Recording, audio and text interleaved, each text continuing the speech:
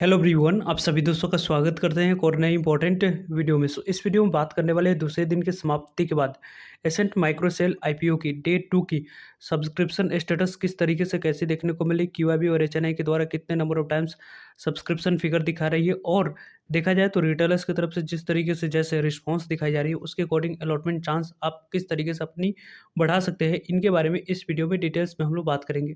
So video को इन तक देखिएगा और ऐसे ही daily IPO grey market premium और स्टॉक स्पेसिफिक अपडेट के लिए चैनल को सब्सक्राइब कर लीजिए। साथ ही कमेंट सेक्शन में आपको टेलीग्राम ग्रुप का लिंक दिया गया है, वहाँ भी जुड़ सकते हैं ताकि आपको टाइम टू टाइम छोटे मोटे अपडेट मिलते रहे। आज के डेट में जिस एसएमई आईपीओ की लिस्टिंग हुई है उसके बारे में बात करें तो शीतल यूनिवर्सल आईपीओ के बारे में हम लोग बात कर रहे हैं। देखा जाए तो आज की डेट में ये कंपनी लिस्ट होते हुए देखने को मिली है एनएससी एसएमई पे। वैसे देखा जाए तो इस कंपनी की लिस्टिंग की बात करें तो 7.71% की यहाँ पे गेन आज के डेट में कंपनी देती हुई देखने को मिली है।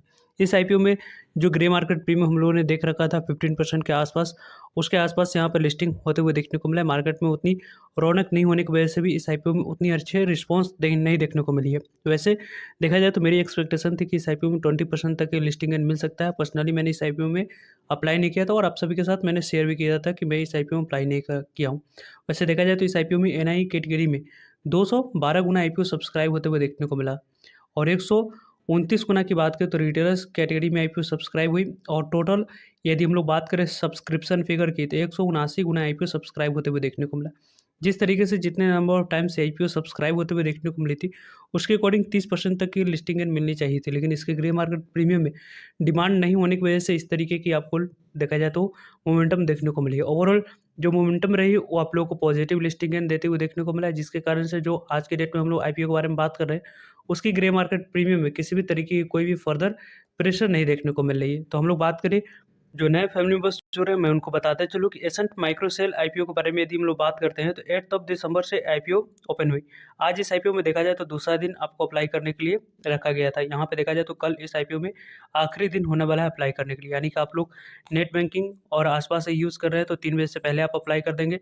यूपीआई आईडी से पेमेंट कीजिएगा तो यूपीआई आईडी को आप 5 PM से पहले एक्सेप्ट कर लीजिएगा, नहीं तो आपके जो मैंडेट है वो आप लोग एक्सेप्ट नहीं करते हैं तो आपको आने वाले समय में जो एप्लीकेशन है पहले ही रिजेक्ट कर दी जाएंगे। अलॉटमेंट मिलने की चांस और पॉसिबिलिटी जो लॉटरी सिस्टम के माध्यम से आपकी बनी रहनी चाहिए थी वो आपकी खत्म होते हुए देखने को मिल जाएगी।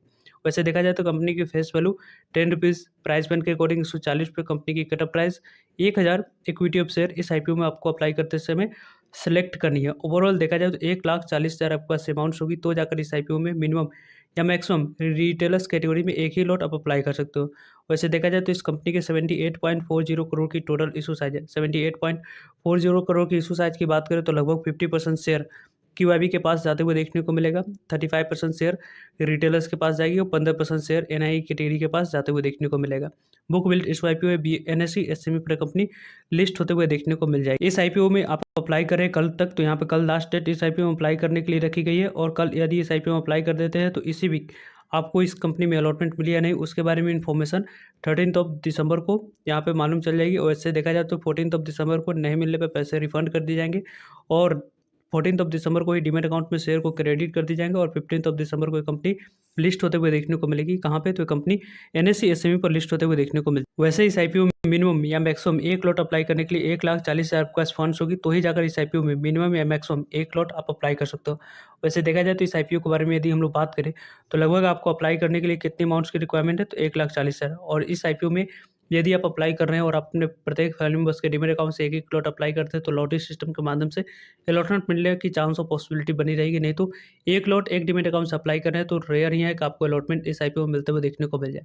और अभी तक आपने अपने डीमेट अकाउंट ओपन नहीं करवा रखे हैं तो कमेंट सेक्शन में आपको इंडियाज़ का टॉप ब्रोकरेज फर्म जीरोधा ऑप्शॉक्स का लिंक दिया गया, वहाँ से फ्री में आप डीमेट अकाउंट ओपन करवा सकते हो। आने वाले इस तरीके की बेहतरीन आईपीओ अप्लाई करके आप अपने अलॉटमेंट चांस को बढ़ा सकते हैं, देन लिस्टिंग इनका फायदा उठा सकते हैं। ओवरऑल देखा जाए तो इस आईपीओ के बारे में बात प्रमोटर्स की होल्डिंग की, तो प्रमोटर्स की होल्डिंग इस कंपनी में पहले आपको 73% थी, अभी देखा जाए तो 53.67% के पास प्रमोटर्स की होल्डिंग रहने वाली, जो कि एक अच्छी शेयर होल्डिंग्स पैटर्न्स आप लोग कह सकते हो प्रमोटर्स के पास। इसका नंबर ऑफ टाइम से आईपीओ क्या सब्सक्राइब हुए उसके पहले यहाँ पे हम लोग देखते हैं कि एंकर इन्वेस्टर को आपको देखा जाए तो 7 दिसंबर को ही एंकर इन्वेस्टर को मेरू इन्वेस्टमेंट फंड्स की बात करें तो लगभग 7,15,000 इक्विटी ऑफ शेयर इनको ऑलरेडी एलोकेट किया जा चुका था।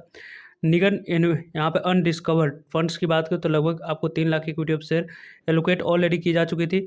यहाँ पे देखा जाए तो जिनिया ग्लोबल के फंड्स की बात करें तो लगभग 2,50,000 इक्विटी ऑफ शेयर ऑलरेडी इनको एलोकेट की जा चुकी थी। और यहाँ पे देखा जाए तो सिल्वर स्टालिन फंड्स की बात करें तो 1,70,000 इक्विटी ऑफ शेयर इनको एलोकेट किया गया। विकास इंडिया EIF फंड्स की बात करें तो इनको भी लगभग 1,61,000 इक्विटी ऑफ शेयर इनको एलोकेट की गई। कितनी वर्थ की? तो लगभग 22 करोड़ की वर्थ की यहाँ पे शेयर इनको एलोकेट किया गया। यानी कि ओवरऑल देखा जाए तो जो शेयर एलोकेट किए गए वो 15,96,000 इक्विटी ऑफ शेयर इन सभी को एलोकेट किया गया, जो कि एंकर इन्वेस्टर बुक लिस्ट में आपको देखने को मिल रहा है। यदि हम लोग बात करें दूसरे दिन की समाप्ति के बाद जो सब्सक्रिप्शन फिगर आपको देखने को मिल रही है उसकी यदि हम लोग बात करते हैं तो एंकर इन्वेस्टर को already 15,96,000 equity of share allocate किया जा चुका है। लगभग आपको 22 करोड़ 34 लाख इक्विटी ऑफ 34 लाख करोड़ की वैल्यू की।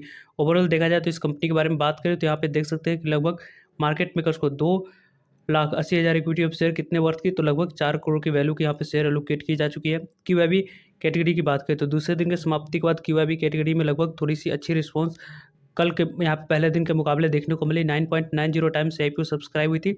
वो आप लोगों को देखा जाए तो लगभग 147 करोड़ की यहाँ पे देखा जाए तो बोली लगने की वजह से IPO 10 गुना सब्सक्राइब होते हुए देखने को मिली है। NIE कैटेगरी की बात करें तो लगभग 160 गुना IPO सब्सक्राइब होते हुए देखने को मिल रहा है। लगभग इस IPO की NIE कैटेगरी की बात करते हैं तो 60 गुना जो सब्सक्राइब हुई है, लगभग वो IPO NIE कैटेगरी की तरफ से 1,789 करोड़ की बोली लगने की वजह से IPO 160 गुना सब्सक्राइब होते हुए देखने को मिला। वैसे ओवरऑल देखा जाए तो रिटेलर्स कैटेगरी में IPO कितने नंबर ऑफ टाइम सब्सक्राइब होते हुए देखने को मिला? तो 213 यहाँ पे गुना रिटेलर्स कैटेगरी में IPO सब्सक्राइब होते हुए देखने को मिले। दूसरे दिन की समाप्ति के बाद देखा जाए तो लगभग 213 एप्लीकेशन में से एक एप्लीकेशन को इस IPO में अलॉटमेंट मिलेगी। लगभग देखा जाए तो आपको 5,558 करोड़ की बोली लगने की वजह से आपको 213 गुना IPO सब्सक्राइब होते हुए देखने को मिला है। रिटेलर्स कैटेगरी की तरफ से लगभग 5,500 करोड़ की बोली ऑलरेडी लगाई जा चुकी है। यानी कि कल के डेट में आपको रिकॉर्ड तोड़ रिटेलर्स कैटेगरी में IPO सब्सक्राइब होते हुए देखने को मिलेगी। इसके रीजन की बात करें तो यहाँ से पैसे अनब्लॉक होकर डॉम्स इंडस्ट्रीज लिमिटेड कंपनी में भी अप्लाई कर सकते हैं। इसके कारण से इस SME IPO में ज़्यादा से ज़्यादा नंबर ऑफ टाइम्स आपको सब्सक्रिप्शन फिगर देखने को मिलेगी। वैसे देखा जाए तो दूसरे दिन की समाप्ति के बाद ये IPO लगभग 144 गुना सब्सक्राइब हो चुकी है। लगभग अमाउंट्स के अकॉर्डिंग बात करें तो 7,500 करोड़ की बोली लगने की वजह से IPO 144 गुना सब्सक्राइब होते हुए देखने को। यदि हम लोग देखते हैं तो लगभग ये IPO पहले दिन 44 गुना सब्सक्राइब हुई थी और दूसरे दिन की समाप्ति के बाद 144 गुना सब्सक्राइब हो चुकी है, जो कि काफ़ी स्ट्रॉन्ग रिस्पॉन्स इस IPO में देखने को मिली। इसी कारण से इस IPO की ग्रे मार्केट प्रीमियम की बात, कई सारे IPO की ग्रे मार्केट प्रीमियम प्रेशर देखने को मिले, लेकिन इसके ग्रे मार्केट प्रीमियम में लगातार तेजी ही देखने को मिला है। 202 रुपये पे इसके ग्रे मार्केट प्रीमियम कारोबार कर रही है। 140 रुपये पे 202 रुपये के प्रॉफिट आपको देखा जाए तो लगभग 342 पर लिस्टिंग प्राइस 140% तक की लिस्टिंग मिलने की चांस और पॉसिबिलिटी है। 1,40,000 के इन्वेस्टमेंट अमाउंट पर यदि आपको अलॉटमेंट मिलती है तो लगभग 2,02,000 के प्रॉफिट IPO आराम से बनाकर दे सकती है। इस तरीके से इसकी ग्रे मार्केट प्रीमियम में एसएच रिपोर्ट के अनुसार से कारोबार होते हुए देखने को मिली। वैसे इस IPO के बारे में आप लोगों को टाइम टू टाइम अपडेट मिलते रहेंगे। आपकी क्या ओपिनियन है, किस तरीके से कैसे आप अप्लाई करने की प्लानिंग कर रहे हैं या अवॉइड करने की, कमेंट्स करके आप लोग बता सकते हो। सो आई होप आपके लिए सारे इन्फॉर्मेशन यूजफुल है। वीडियो को लाइक, चैनल को सब्सक्राइब और शेयर करने के लिए आप सभी का धन्यवाद। मिलते हैं एक नए इन्फॉर्मेटिव वीडियो में, तब तक के लिए जय हिंद, जय भारत।